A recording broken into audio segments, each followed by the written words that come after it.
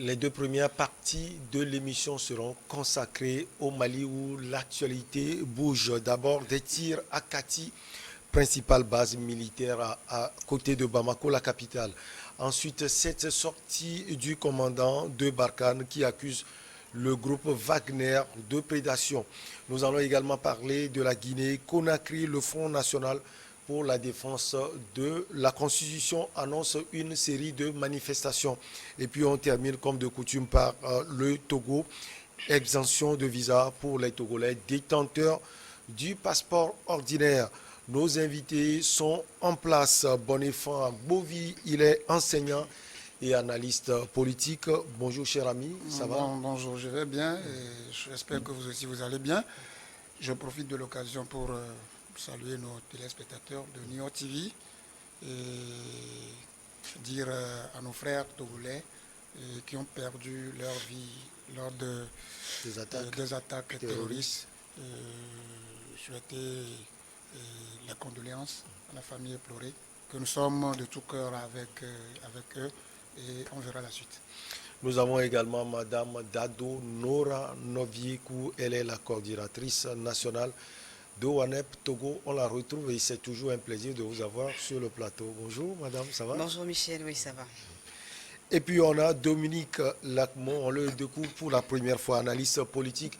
Il est également le secrétaire général et porte-parole du mouvement Foi à la force du Togo, 2FDT. Bonjour, cher ami, ça va? Oui, bonjour Michel. Bonjour, chers frères et sœurs. C'est un réel plaisir pour moi de partager ce plateau avec vous. Mouvement Foi à la force, puisque c'est la première fois. Oui. Foi à la force du Togo, c'est quoi concrètement? Merci encore une fois. Le mouvement Foi à la force du Togo, c'est un mouvement des jeunes citoyens engagés dans la sensibilisation pour la paix. Notre mouvement est né dans un contexte où le Togo traversait un moment difficile. C'est depuis 2017 où la crise politique a amené certains jeunes à se douter de leur intention dans la citoyenneté. Donc on s'est dit pourquoi pas se constituer un mouvement pour les sensibiliser et les amener au respect de la force du Togo. Et cette force, c'est quoi? C'est les institutions de la République. En ce moment, il fallait que, quelle que soit la situation que notre pays traversait, il fallait quand même respecter les principes démocratiques qui sont de faire confiance aux institutions de la République, qui sont la force d'un pays. Voilà dans le contexte dans lequel notre mouvement est né.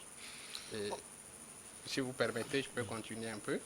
Bon, on va le voir lorsqu'on sera sur le sujet du Togo. On va voir surtout ce que vous faites en ces temps précis, ces temps de secousse pour le pays, si on peut le dire ainsi. Pour le moment, on se déplace vers Bamako. Une attaque à la voiture piégée au tir d'obus a été perpétrée tôt ce vendredi contre le camp Sundiata Keita de Kati, situé à une dizaine de kilomètres de Bamako, la capitale.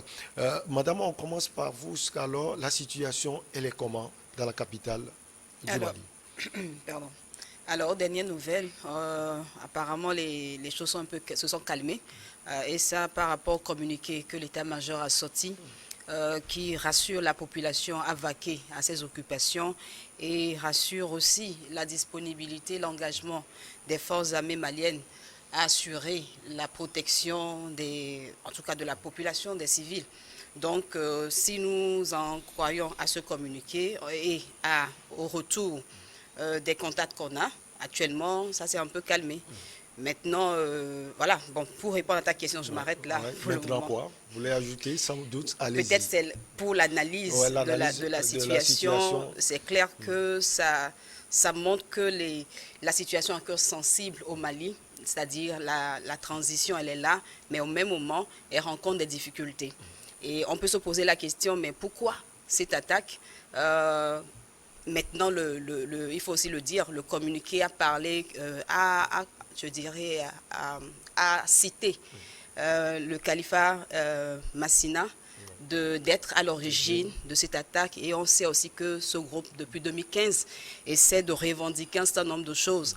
Et donc, c'est assez sensible et on espère que d'ici là, que tout soit contrôlé. C'est clair que ça ne serait pas évident non plus. Donc, c'est une situation complexe quand même. Mais ça fait quand même peur de voir ces rebondissements. C'est inquiétant. D'autres parlent même de tentative d'assassinat du président Assimi Goïta. Voilà. Donc, voilà, quand on commence à dire ça, c'est... Voilà. Donc, on commence à dire des choses comme ça et qu'on arrive aussi à voir... parce qu'il faut qu'on voit le communiqué. Il y a quand même au moins, je crois, 7 personnes qui ont été neutralisées, 7 assaillants. Il y a des munitions qui ont été récupérées, saisies. Donc, c'est dire que ces personnes qui ont attaqué se sont bien organisées pour pouvoir faire pour passer à l'acte. Mais au même moment, voilà, la force malienne aussi a réagi et a su contenir. Et c'est ça on peut se réjouir de ça. Voilà. Alors, bon enfant, à Gboville, les gens félicitent déjà les femmes pour le sacré boulot. Ils ont été attaqués déjà à partir de 5 heures. Madame l'a dit, on a parlé d'un groupe terroriste. Quelles sont les motivations de ce groupe?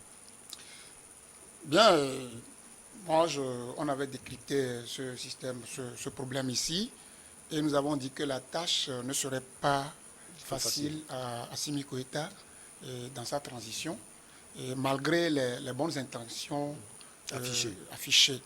Et aujourd'hui, c'est dommage qu'à 5 heures, moi je qualifie cet attentat de spécial parce que c'est dirigé directement contre le président. Parce qu'il était dans le camp. Il était dans le camp.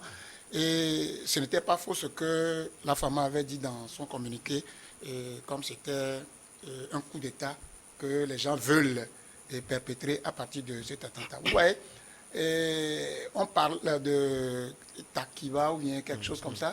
Et eux, ils font des attentats kamikazes. C'est des gens qui sont là, ils ont des explosifs dans les... On veut dire que c'est leur maudit sauf. Voilà, donc ça s'explose, etc. Donc, je jette de fleurs à cette femme qui, d'une manière ou d'une autre, a repoussé cette force-là, et dont, jusqu'à présent, on cite 2 qui ont été neutralisés, quand même tués, et les autres, on va voir ce que ça va donner. C'est pour dire que il y a quelque chose qui trame dans cette transition d'Assimi Goïta. Vous voyez, non, nous avons dit ça ici, que quand Assimi Goïta était arrivé, il s'est attaqué immédiatement à une grande puissance étrangère. Et ça, il faut le reconnaître. La France ne va pas laisser Assimi Goïta comme ça. La fois passée même, vous voyez ce que Assimi Goïta est en train de faire. On a fait sortir tout le monde, que ce soit jusqu'à présent le porte-parole de la MINUSMA qui attaque aussi Wagner d'être... lui, c'est le commandant. Le commandant qui a... Ouais, tout ça là, qui trame autour d'Assimi Goïta, donc pour vous, derrière ces terroristes, il y a la France. Il y a la France, évidemment. Parce que la France... Vous allez voir dans le communiqué du commandant de Barkhane, que Wagner est venu pour... Parce qu'ils ont entendu que 3 sites leur seraient confiés, 3 de mines d'or leur seraient confiés pour exploitation. Donc, vous savez que la France est là pour ses intérêts. Et cela crée, selon vous, des problèmes au sein de l'armée malienne aussi? C'est juste une question... Justement. Donc, je ne vais pas immédiatement seulement accuser la France d'être derrière ce qui s'est passé aujourd'hui à 5 heures. Mais vous savez que dans l'armée même, il se trame quelque chose. Il y a un groupe qui n'était pas d'accord sur les prises de décision d'Assimi Goïta. Donc, les détracteurs, ceux qui ne veulent pas que Assimi Goïta arrive avec une issue heureuse lors de sa transition, ils pouvaient toutefois passer par ces colonels, ces hommes d'armes qui sont vraiment même à Kati pour les manipuler. Pour passer immédiatement là, faire disparaître Assimi Goïta, malgré ses bonnes intentions affichées. Alors, Dominique Lacmon, c'est la première fois qu'on vous interroge sur la situation actuelle au Mali, c'est une succession d'événements. Comment vous analysez ce qui se passe au pays d'Assimi Goïta? Merci. Moi, j'ai dit, ce n'est pas une situation surprenante et ça ne doit pas aussi,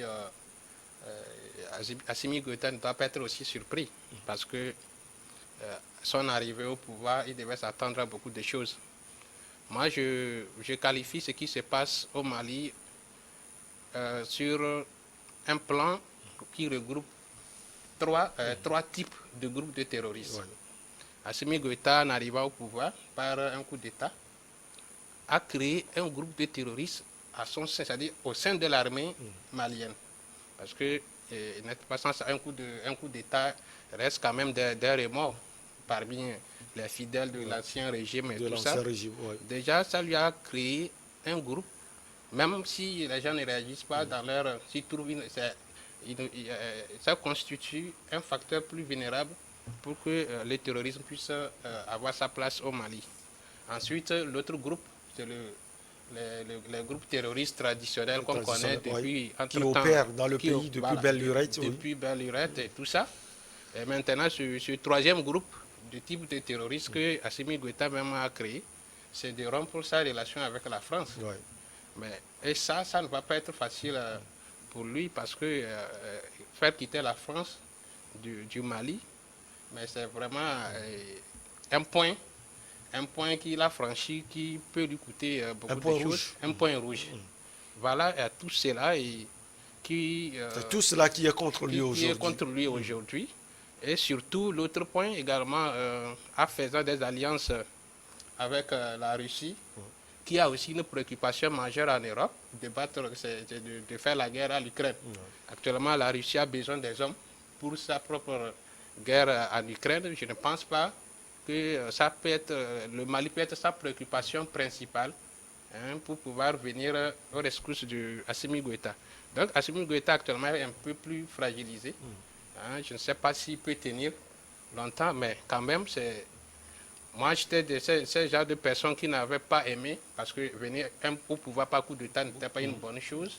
Mais après son idéologie, en faisant la lecture de tout ce qui s'est passé avant, voilà, mais vous avez aimé finalement? J'ai aimé, mais sauf que Assimi Goïta va manquer de force pour arriver au bout de ses ambitions.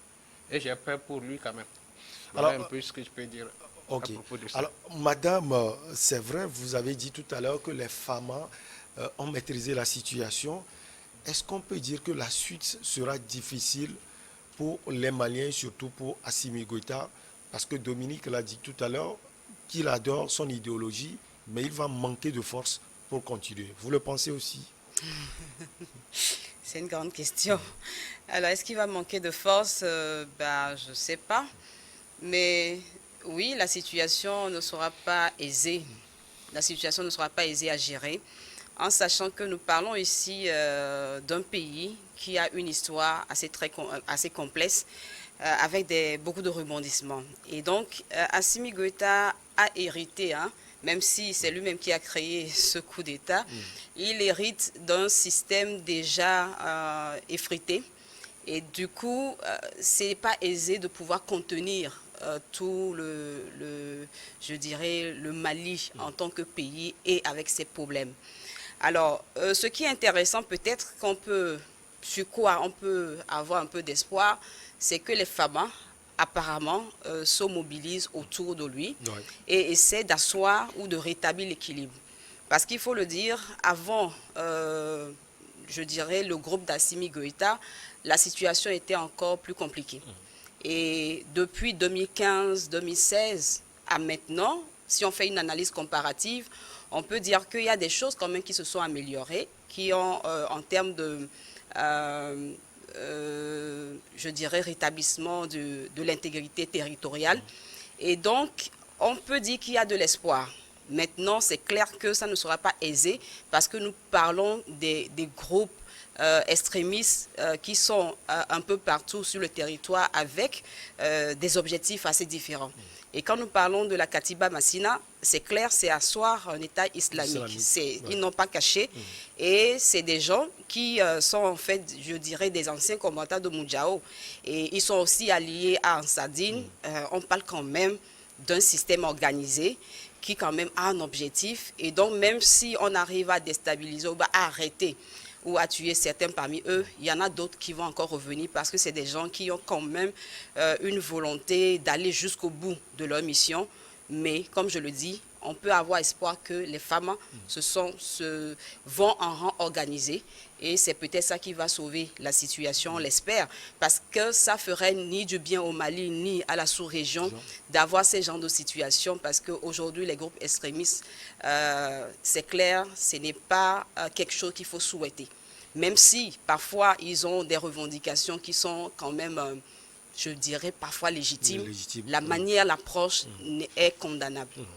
Alors, c'est vrai que l'Azawad n'est pas cité derrière cela, bon enfant Agbovi, mais on a écouté également la sortie, on a vu la sortie de l'Azawad récemment, qui accuse Bamako de ne pas respecter les accords d'Alger.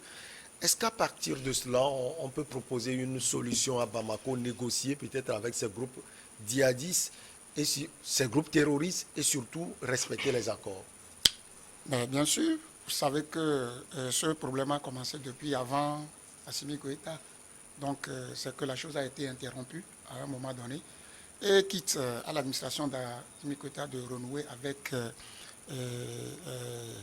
cette association afin de s'asseoir pour discuter et voir dans quelle mesure les revendications des uns et des autres pourraient être prises en compte pour que la paix s'instaure dans ce pays.